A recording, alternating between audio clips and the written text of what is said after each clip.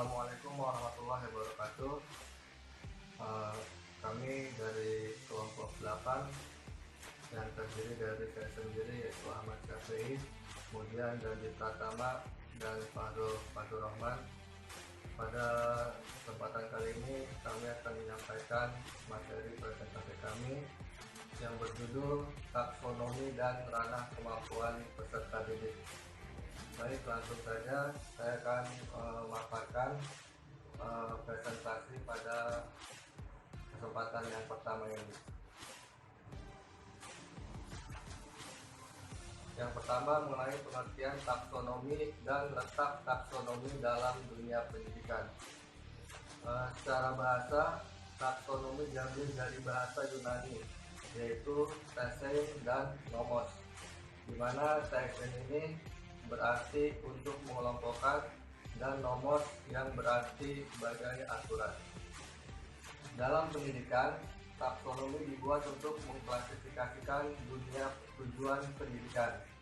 Dalam hal ini, tujuan pendidikan dibagi menjadi beberapa domain. Yang pertama yaitu kognitif, yang kedua afektif, dan yang ketiga yaitu psikomotor.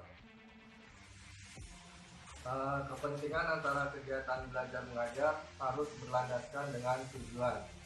Kesadaran para guru bahwa tujuan pelajaran harus dirumuskan sebelum proses belajar mengajar berlangsung. Tujuan tersebut harus diberitahukan kepada siswa. Kepentingan hubungan ini dikemukakan oleh Stephen yang merupakan bahwa harus ada hubungan erat antara yang pertama tujuan kurikulum dengan bahan pelajaran, yang kedua bahan pelajaran dengan alat evaluasi, yang ketiga tujuan kurikulum dengan alat evaluasi. Tujuan kurikulum yang dimaksud adalah tujuan yang dapat diukur. Jika tujuan telah dirumuskan secara operasional, maka hasilnya akan dapat diukur. Suatu tanda bahwa seorang telah mencapai tujuannya akan terlihat pada perubahan tingkah lakunya. Maksud yang dapat diukur ialah kemampuan perilaku, sikap yang harus dimiliki seorang sebagai siswa sebagai akibat dari hasil pengajarannya. Adapun tujuan pendidikan dapat dirumuskan menjadi 3 tingkatan. Yang pertama, tujuan pendidikan, tujuan umum pendidikan. Yang kedua, tujuan yang didasarkan tingkah laku yang terdiri dari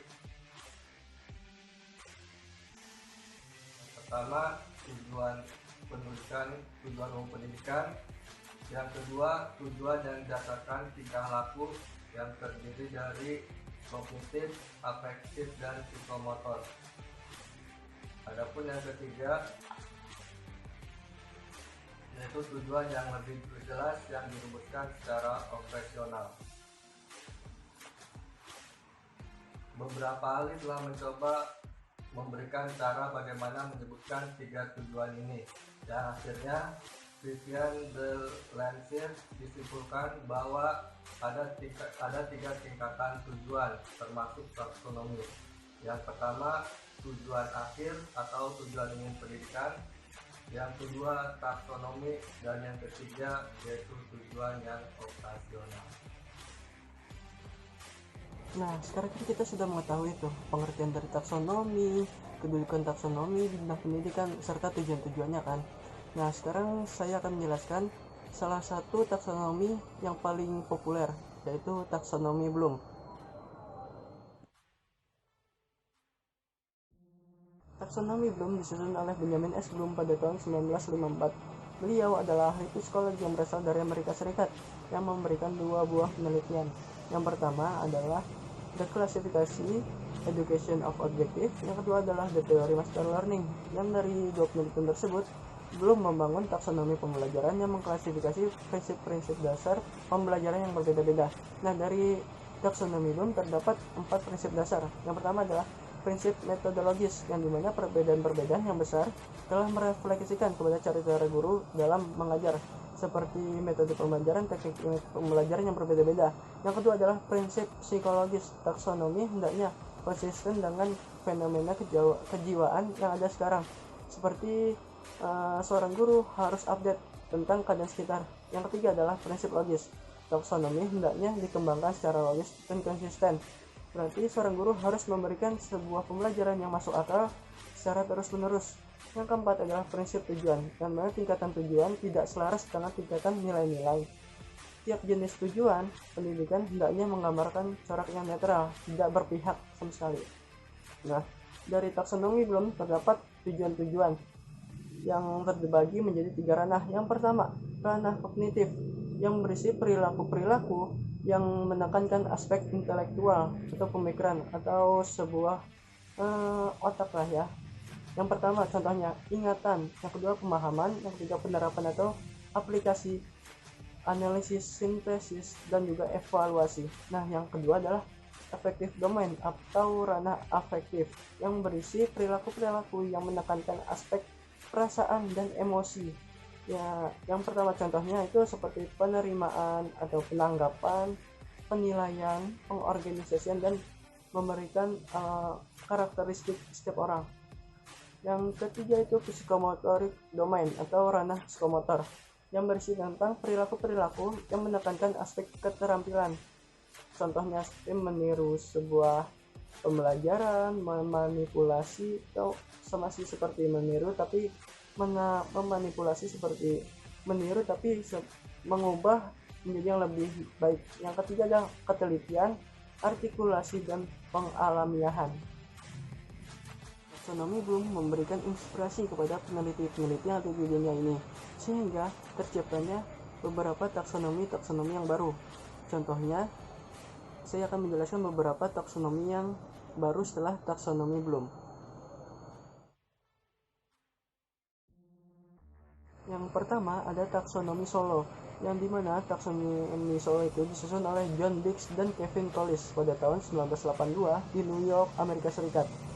Nah, mengembangkan model taksonomi ini bertujuan untuk pembelajaran yang kemudian dikenal dengan taksonomi Solo atau yang disebut dengan the structure of the observed learning outcome. Taksonomi ini dikembangkan dengan alasan menjadikan cara yang sederhana dan kuat, mengembangkan bagaimana hasil belajar tumbuh dalam kompleksitas dan permukaan ke dalam untuk konseptual pemahaman. Nah, di sini taksonomi Solo itu terdiri dari 5 tahap yang dapat menggambarkan perkembangan kemampuan berpikir kompleks pada siswa yang dapat diterapkan dari berbagai bidang. Yang pertama itu adalah tahap pre-struktural. Pada tahap ini, siswa hanya memiliki sedikit informasi atau bahkan tidak sama sekali, tidak berhubungan sehingga tidak membentuk sebuah kesatuan konsep yang sama sekali dan tidak mempunyai makna apapun. Yang kedua itu adalah tahap unistruktural, yang mana tahap ini terlihat adanya hubungan yang jelas dan sederhana antara satu konsep dan konsep yang lainnya. Tetapi konsep tersebut secara luas belum dipahami. Beberapa kata kerja yang dapat mengidentifikasi aktivitas pada tahap ini adalah mengidentifikasi, mengingat, dan juga melakukan prosedur sederhana. Yang ketiga itu ada multistruktural. Pada tahap ini, siswa memahami beberapa komponen, namun hal ini masih bersifat terpisah satu sama lain, sehingga belum membentuk pemahaman secara komprehensif.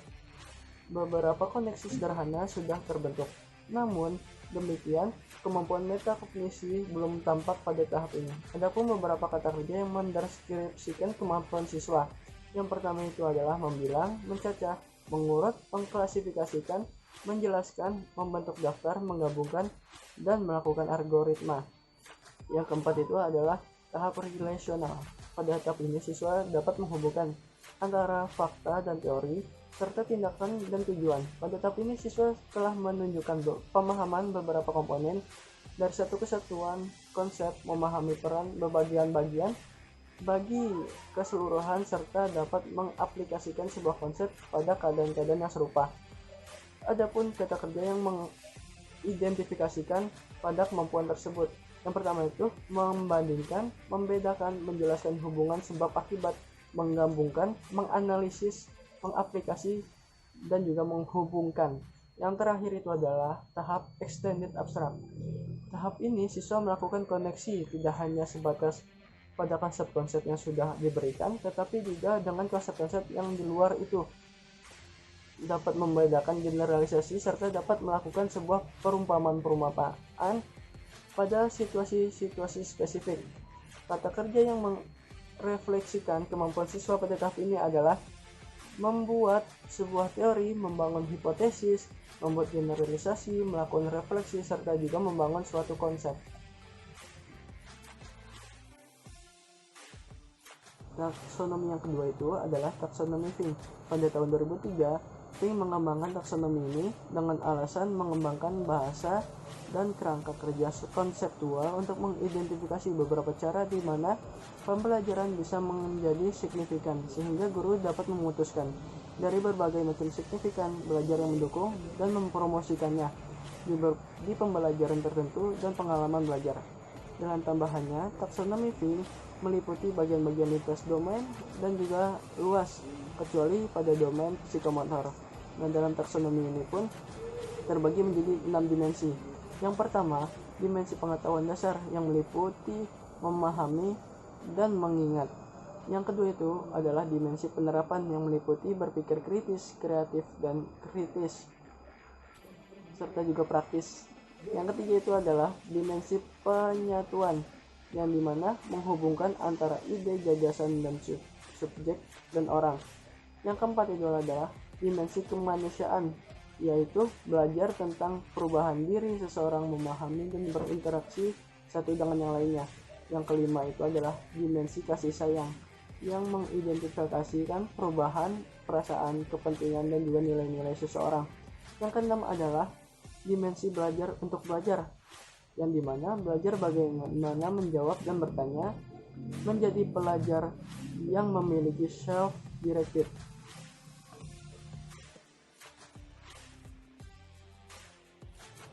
Yang ketiga itu adalah taksonomi Marzano. Pada tahun 2000, Robert Marzano, seorang peneliti pendidikan terkemuka asal Colorado, Amerika Serikat, yang telah mengusulkan yang disebutnya tentang sebuah taksonomi baru dari tujuan pendidikan. Nah, dikembangkan taksonomi ini untuk menjawab keterbatasan dari taksonomi Bloom yang telah digunakan secara luas dan situasi terkini. Nah, modal kecakapan berpikir dari yang dikembangkan Marzano ini memadukan beberapa faktor yang terjangkau luas yang mempengaruhi berbagai siswa yang berpikir dan menghadiri teori yang berbasis riset untuk membantu para guru memperbaiki kecakapan berpikir para siswanya. Nah, Robert Marzano menstruktur dan mengkonsep kembali hierarki Bloom yang tadinya ada 6 kategori disingkat menjadi 3 kategori saja, yaitu kognitif, metakognitif, dan self system. Nah, dari 3 sistem ini, kognitif, metakognitif, dan self system ini terbagi lagi menjadi 6 level, yang dimana dari kognitif itu terdapat 4 level, dari metakognitif itu terdapat 1 sistem, 1 level, dan self system itu terdapat 1 level saja. Nah, kita jelaskan kognitif. Dari sistem kognitif yang pertama itu di level pertama ada retrieval, yang dimana proses dari prosedur pengetahuan, pengingat kembali atau melakukan tanpa pemahaman. Nah, yang kedua itu di level kedua comprehension, yang dimana proses dari urutan atau struktur pengetahuan, sintesis atau langkah-langkah dan gambaran secara mendasar untuk pemahaman dasar atau pemahaman awal. Yang ketiga itu adalah analisis, yang dimana proses mengakses dan menguji pengetahuan mengenai persamaan dan perbedaan hubungan pangkat atas atau pangkat bawah, mendiagnosa kesalahan, dan juga logika konsekuen atau prinsip yang dapat diduga. Yang ke level keempat itu ada utilization, yang dimana proses dalam penggunaan pengetahuan dari mana masalah bisa disikapi atau dipecahkan, investigasi dapat direncanakan, keputusan dan aplikasi dapat diperoleh. Nah, pada sistem kedua itu terdapat level 5, yaitu metakognisi, yang dimana proses untuk memonitor apa dan bagaimana pengetahuan yang baik bisa dimengerti, pengujian yang secara sadar terhadap proses-proses kognitif untuk melihat apakah proses-proses tersebut mempengaruhi tujuan-tujuan yang akan dicapai.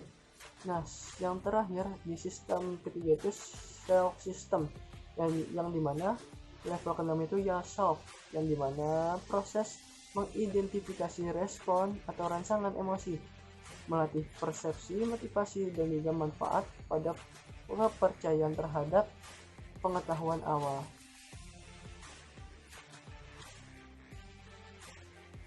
Tadi kan sudah dijelaskan oleh teman saya di slide sebelumnya tentang macam-macam taksonomi Bloom, jenis-jenis dan lain-lainnya. Nah, di sini saya akan menjelaskan tentang ranah nih. Ranah yaitu segala bentuk perilaku manusianya gitu. Jadi di sini ranah itu ada 3. Yang pertama ada ranah kognitif, afektif, dan ranah psikomotorik. Nah, satu-satu mau saya jelasin nih, apa sih ranah kognitif yang pertama? Ranah kognitif itu ranah yang mencakup segala sesuatu dengan mental otak gitu, pikiran. Nah, di sini ada 6 nih ya kan. Saya mau jelaskan satu-satu dari yang jenjangnya paling kecil sampai jenjang yang terbesar. Nah, yang pertama itu ada, di situ kita lihat di slide. Di situ ada knowledge ya kan, yaitu kemampuan seseorang untuk berpikir, mengulang kembali, mengingat kembali, jatuhnya recall lah ya kan. Jadi diulang dan diulang, itu tuh yang paling tingkat dasarnya paling kecil. Nah, yang tingkatan selanjutnya ada yang kedua, yaitu pemahaman. Nah, jenjangnya itu setingkat lebih tinggi dari sekedar menghafal atau mengingat, yaitu memahami ya kan? Dengan kata lain, memahami adalah mengetahui segala sesuatu dan dapat melihatnya dari berbagai segi gitu. Jadi ketika seseorang dia udah paham nih ya kan, dia bisa menjelaskan itu, dia juga bisa dia tuh dengan caranya dia bisa gitu. Itu yang namanya paham. Meskipun hafal belum tentu paham ya, ingat juga belum tentu paham ya. Jadi tingkatannya lebih tinggi daripada mengingat atau memahami. Nah, selanjutnya yang ketiga ada penerapan aplikasi. Jadi menerapkan atau mengimplementasikan di kehidupan sehari-hari. Jadi sesuatu yang didapat itu dicontohkan, diterapkan gitu. Gimana sih ya kan? Jadi sesuatu dicontohkan dalam kehidupan sehari-hari. Nah, yang keempat ada analisis. Nah, analisis itu dia tingkatannya jauh daripada penerapan tadi. Dari penerapan kita jatuh ke analisis. Jadi analisis itu seperti kayak kita menganalisis lebih rinci gitu. Dia bisa merenung, menganalisa, atau memikirkan wujudnya seperti apa gitu ya. Menganalisa apa sih? Oh, jadi begini gitu ya. Jadi seperti menganalisa tentang apapun itu yang dia dapat. Nah, yang kelima ada penilaian, penghargaan atau evaluasi. Jadi harusnya nih sintetis dulu. Atasnya analisis, sintetis, yaitu pola pikir terbalik dari proses bagian atau unsur-unsur secara logis. Jadi kayak kita mengarang, kita mencoba hal-hal baru yang belum tentu itu logis gitu, tapi kita coba dulu gitu ya kan. Nah, itu pola pikir sintetis. Nah, selanjutnya ada penilaian. Penilaian merupakan jenjang berpikir paling tinggi dalam ranah kognitif ini. Menurut taksonomi Bloom, penilaian di sini merupakan kemampuan seseorang untuk membuat pertimbangan dalam suatu situasi, nilai atau ide. Misalnya gini, jika seseorang dihadapkan pada beberapa pilihan, maka ia akan mampu memilih suatu pilihan terbaik sesuai kriterianya. Oh, jadi menilai di situ kita mana sih yang lebih baik dari ini? Oh, kayaknya sih ini yang lebih bagus. Oh, emang itu penilaian jenjangnya paling tinggi dalam taksonomi Bloom. Jadi setelah kita melakukan penerapan dari awal sampai akhir, kita bisa menilainya. Apakah ini cocok? Apakah ini terbaik? Apakah sesuai ya kan? Dari ide-ide yang kita terapkan sebelumnya. Nah, lanjut di kedua ada pengukuran ranah afektif. Apa sih pengukuran ranah afektif? Jadi tuh ranah afektif merupakan kawasan pendidikan yang masih sulit untuk digarap secara operasional afek merupakan karakteristik atau unsur-unsur afektif yang diukur. Ia bisa berupa minat, sikap, motivasi, konsep diri, nilai apresiasi, dan sebagainya. Nah, jadi afektif ini apa ya? Sesuatu yang di kawasan pendidikan tapi sulit untuk dicapai gitu ya kan. Jadi itu butuh perjuangan untuk mencapai ranah afektif ini. Nah, ya di sini ada 5 teknik pengukuran afektif dapat dilakukan dengan berbagai macam. Misalnya yang pertama ada skala bertingkat atau rating scale, yaitu suatu nilai yang berbentuk angka terhadap suatu hasil pertimbangan. Nah, di sini kita bisa menimbang nih mana yang lebih bagus, kita nilainya bagus, mana yang lebih, ya istilahnya pasti ada perbedaan di antara siswa atau di antara penelitian kita, mana yang lebih bagus. Di situ ada skalanya, kan skalanya ada bertingkat gitu ya. Yang kedua ada angket atau kuesioner, yaitu sebuah daftar pertanyaan yang harus diisi. Nah, tanpa angket ini nggak terjadi gitu ranah afektif. Angket ini perlu, jadi tuh suatu kayak survei ya kan. Kita jadi tahu nih, ternyata banyak juga ya yang memilih ini, banyak juga ya yang menilai ini, banyak juga yang berpendapat seperti ini gitu. Jadi diadakan angket yang kedua. Yang ketiga ada swalapor atau berupa sejumlah pernyataan yang menggambarkan respon diri terhadap sesuatu. Yang keempat ada wawancara, interview, tanya jawab, dialog untuk menggali semua informasi terkini dengan afek tertentu. Yang kelima ada interview atau interview. Jadi segala macamnya kita pasti berdiskusi dulu, berinterview dulu tentang sikap, motivasi diri kita dan sebagainya. Oke. Di slide selanjutnya ada pengukuran ranah psikomotorik. Apa sih ranah psikomotorik? Jadi ranah psikomotorik eratnya kaitannya dengan kerja otot, menjadi penggerak tubuh bagian-bagian mulai dari gerak yang paling sederhana sampai dengan gerakan-gerakan yang kompleks. Jadi ini keaktifan kita gitu di ranah psikomotorik dinilainya. Nah, kita aktif nggak sih? Jadi di sini pengukurannya ada 5 instrumen. Yang pertama checklist menandai. Berarti ketika kita aktif di kelas atau aktif dalam suatu kegiatan, kita ditandai nih sama misalnya masyarakat. Wah, ternyata rajin ya. Wah, ternyata ini ada nilai plusnya di checklist ini. Kita menandai ya, kan ada nilai plusnya anak ini, siswa ini. Yang kedua ada identifikasi tes atau tes identifikasi. Jadi semacam kayak ya kita memberi suatu kayak percontohan gitu, istilahnya mengetes lah ya kan. Yang ketiga ada ranking urutan. Nah, ini perlu nih. Ranking itu ya kan kita gunanya untuk motivasi gitu. Gimana sih kok dia bisa gitu, kok kita enggak gitu. Ranking ini memang jatuhnya bukan pengukuran, jatuhnya bukan segala sesuatu patokan, tetapi memang ranking ini perlu karena memang kita bisa menilai mana yang siswanya terendah, mana siswa yang terbagus gitu, yang paling tinggi nilainya. Jadi kita tahu dan kita bisa menganalisa sebagai calon guru gitu. Yang keempat ada numerical skills atau skala angka. Skala angka itu seperti kayak misalnya nilai A nih, ya kan, nilai A. Nilai A itu ratingnya misalnya dari 8 sampai 10 itu A. Enggak. Misalnya B itu 7 sampai 8 ya kan. B plus 8 sampai 9. Nah, A-nya itu 9 sampai 10 misalnya ya kan. Itu rating skala atau skala rating. Yang kelima ada graphic rating scales atau skala rating grafik. Nah, sama saja yang kayak tadi, cuma bedanya tingkatannya ada A, B, C, D. Yang paling rendah D.